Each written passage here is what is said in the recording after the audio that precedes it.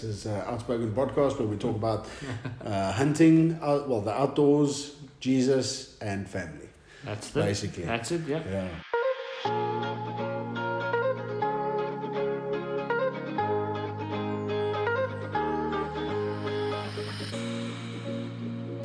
Hallo allemaal. Welkom. It's like an Afrikaans start. Yeah, because I don't know if Hendrix is he there? Can you guys see him? No, No, he is. 100%. It's like an Afrikaans start, right? Oh, welkom. Hey, welkom.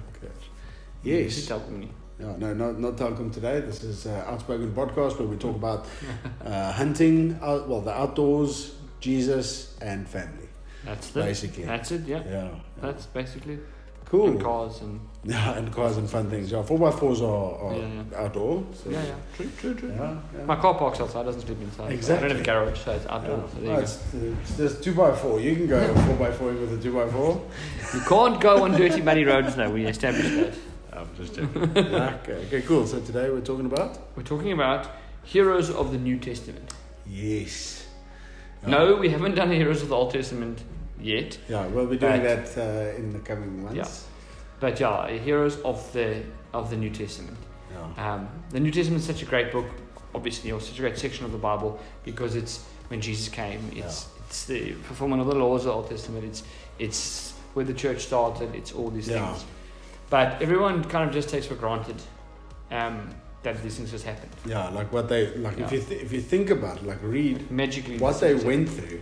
Yeah, exactly. And just think about it for a second, because you're like, I'll suffer for the faith. Mm-hmm. But then you read what these guys went through. They'll be moaned because we don't have gas in our heater. So it's insane. I think specifically today we want to talk about Paul, the Apostle Paul. Although Jesus is our biggest hero, yes, we want to talk about Paul, the Apostle. Well, they say that other than Jesus, Paul was the most influential man in the New Testament. No, that's crazy. It's one insane. man. And to think about this, okay, so just to sum it up for you guys who don't know, Paul wrote most of the New Testament. Yeah. The New Testament consists of 22 books, I believe, and Paul wrote like 14 of them. And around there, I stand to be corrected. Yeah. But he really made a huge impact. He came from, he was a Pharisee, and he was part of the Sanhedrin. He was the religious of religious people. Yeah. He was the enforcer of it as well. So yes. So when they found out about this sect, the Way, people following Jesus. But anyway, even that, but anyone who was disobeying the laws, he was the enforcer who punished them for disobeying the laws. And he would even go kill people. Like, it's like, if you're causing like uproar or whatever, we'll kill you. So he was on his way to Damascus, going to go kill the Christians and things like that. And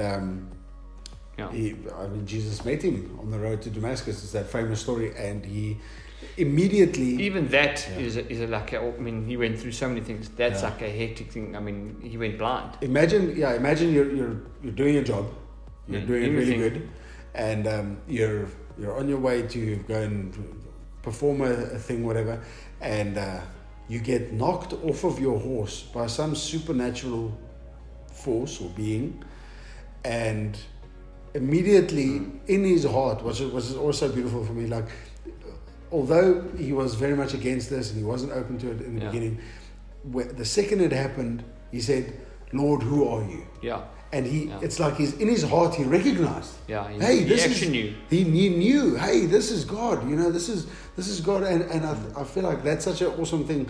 We as people, as humans, we are all designed to. We were made to recognize Him. Yes. We were made to recognize His voice. And I think that's why it's so important for us to be obedient to Him, because when we allow Him to speak through us, people will recognize His voice. People will recognize Him and they will respond to that.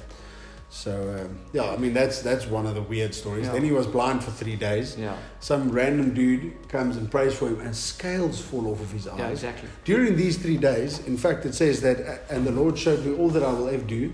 Yeah. So he kind of, he like his whole ministry and everything that God wanted for him gets laid out for him in these 3 days. Then scales fall off his eyes and he goes out and does it. For like 14 years, he goes and spends time in the desert, and then eventually he goes to Jerusalem and does all this. to get approved by the main guys, you know. Yes. And I mean, in all of this as well, he's got a reputation of being this enforcer, this 100%. like I don't know, like I want to say, you think of the flying squad. He's like the oak. When he comes to town, everyone runs kind of thing that isn't doing the right thing because he's coming, you know. Yeah. Now he's flipped sides almost. Yeah. Well, he has. He's now not going to enforce the stuff. He's going to go preach Jesus. Yeah, he's going to go perpetuate. I think it must have been so difficult to have people to talk to because they would disappear because of who he was. Yeah, so the people that he wanted to preach to were so scared of him because he had been killing them up until now. Literally. And the people who were his chommies now hate him because he's now turned against them. He's essentially in their eyes joined the very thing he was against. Exactly. And so I think he was definitely in a predicament.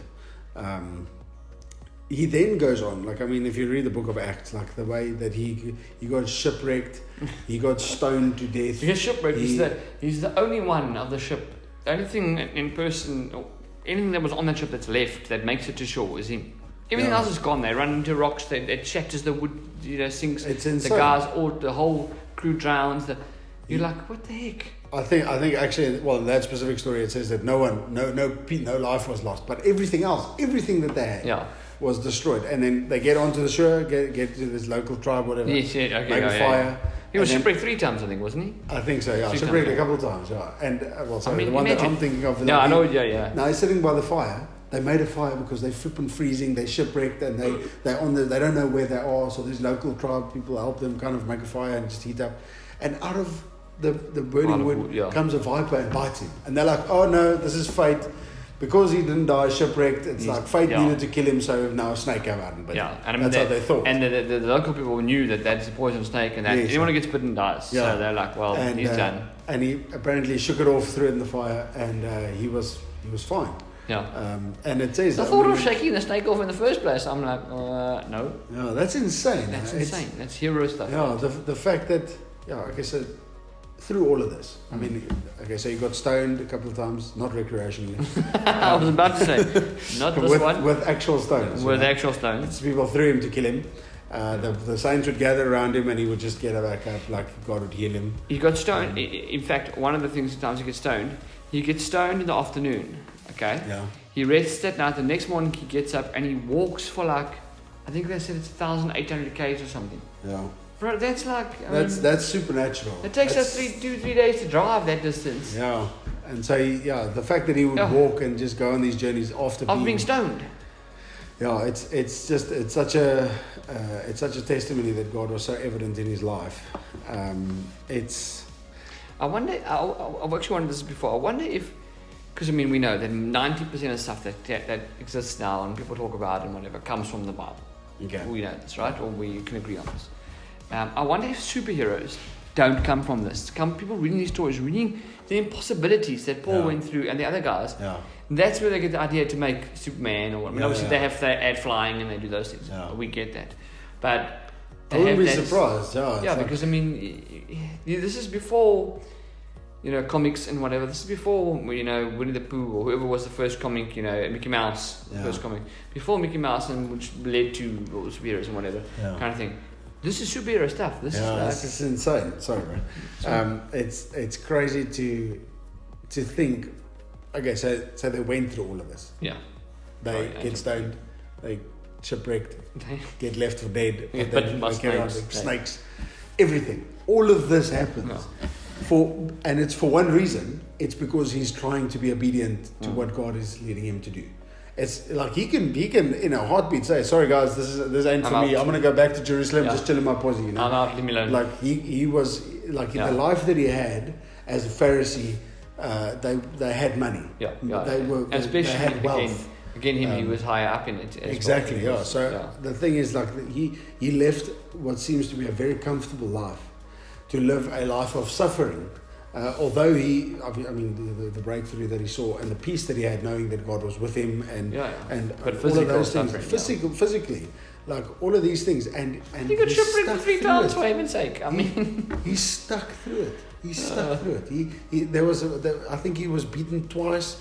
yeah. What is it? 39 plus 1 lashes or whatever. I don't know why they stated it like that. Just said 40. But they literally count these cat of 9 tails, whatever. They would go whip them. Yeah. Flipping open on their back. They're bleeding.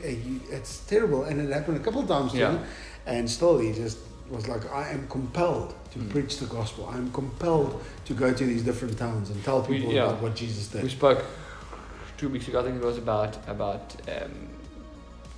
pushing through and being able to run this race and enduring and stuff. Yeah. I mean, we in the modern world, we're enduring again. As I say, we're running because our gas heater doesn't have heating in winter. There's no gas in it. The Lord has left me. The Lord has left me. I haven't got the money for gas because I spent it on hunting or whatever it might be. These guys are having that, and yet they're still running the race to the fulfillment. Yeah.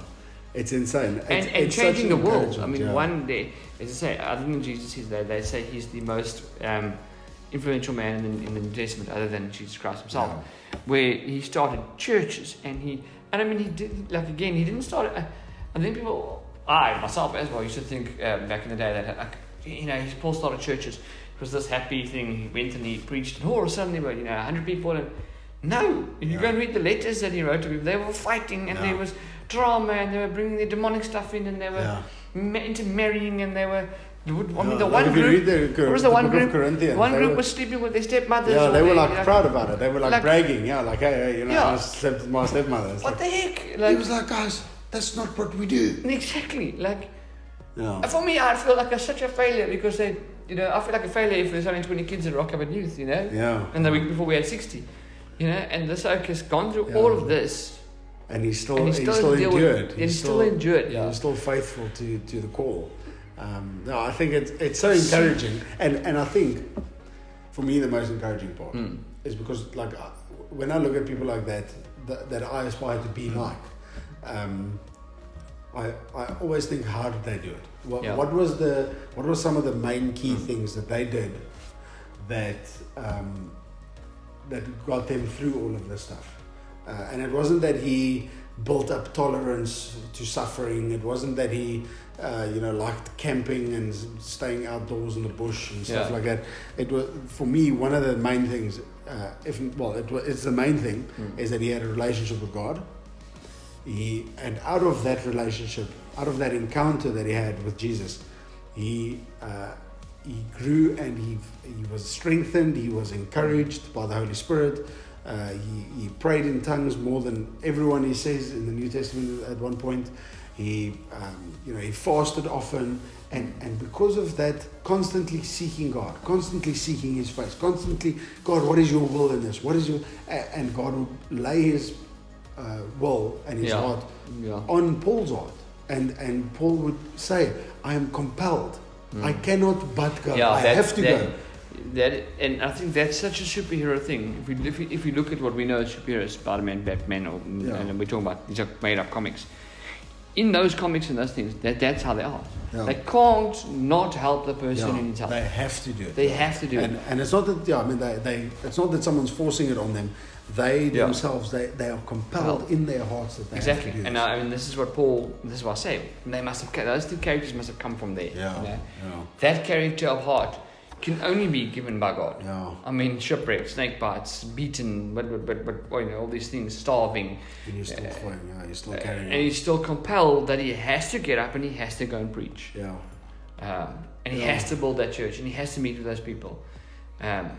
Even when he knew he wasn't going to get around to singing again, he would then send someone else. He would spend time with someone, make a disciple of that guy, which could not have been a 5-minute job. Yeah.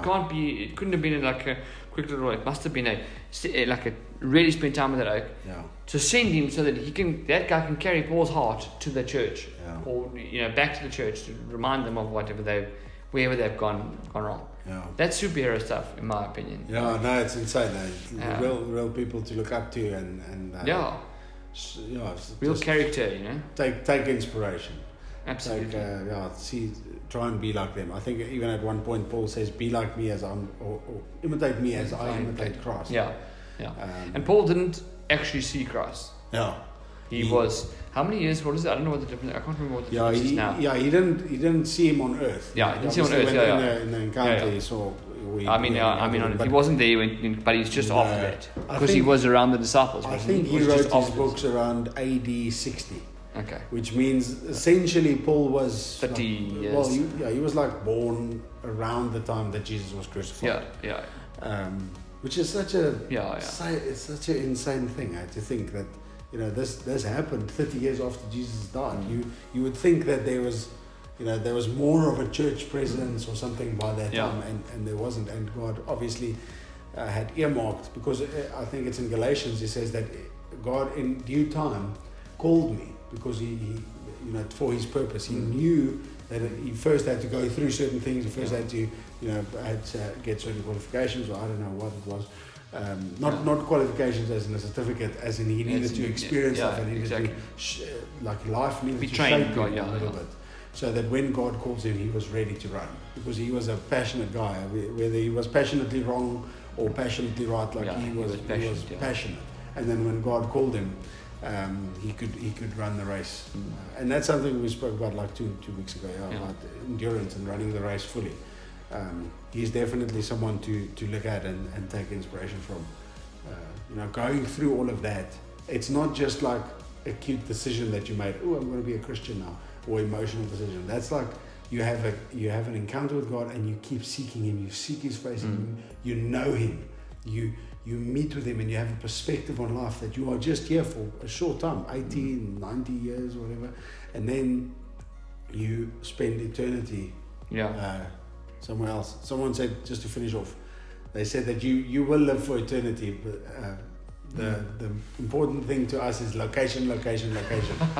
And we have to choose. Yeah. So okay. yeah, okay guys, God bless you. Cool.